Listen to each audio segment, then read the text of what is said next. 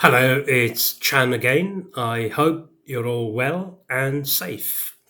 It's been 3 months since the lockdown began, but what a very different world we live in, and a rapidly changing world that we live in. But before I come back to that, I just wanted to start by saying thank you yet again for all your hard work and your commitment, because without those, we would not be able to continue to provide the high quality services that we do for our customers and our communities. But back to the rapidly changing world. Two recent events have made a particular impression on me. I know they've made a mark on other people because some of you have asked me about my views on those.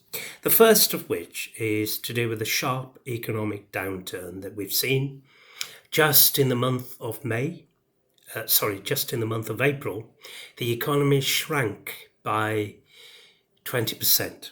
That's the largest downfall we've ever had since records began.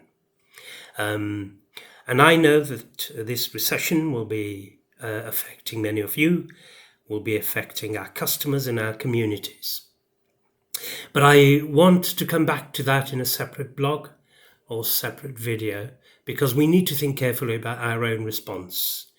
What I primarily want to talk to you about in this video is about the other major event that people have been talking about, and that's to do with the Black Lives Matter campaign.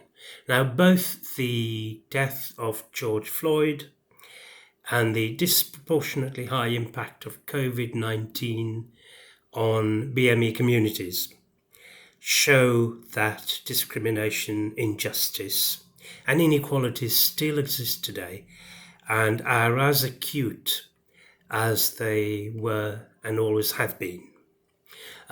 So the first thing I want to say to you is that we will do everything in our power to ensure that we eliminate discrimination in terms of our own customers, our own communities, and particularly our own staff, as well as our stakeholders.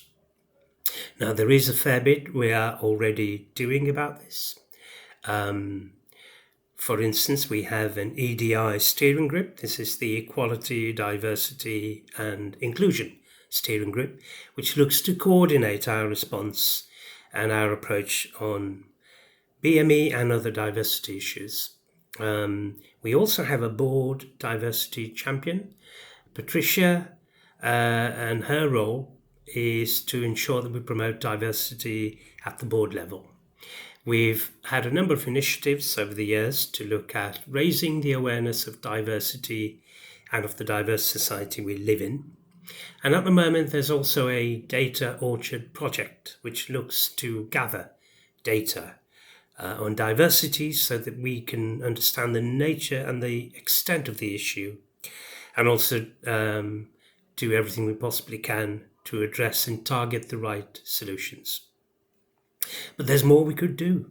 For instance, we need to look at publishing the ethnicity pay gap, and that's a review that will be taking place in the near future. We need to look at our recruitment practices to ensure that they're used to address the underrepresentation from certain groups in society. And of course, we will look at all types of positive action to address disadvantage.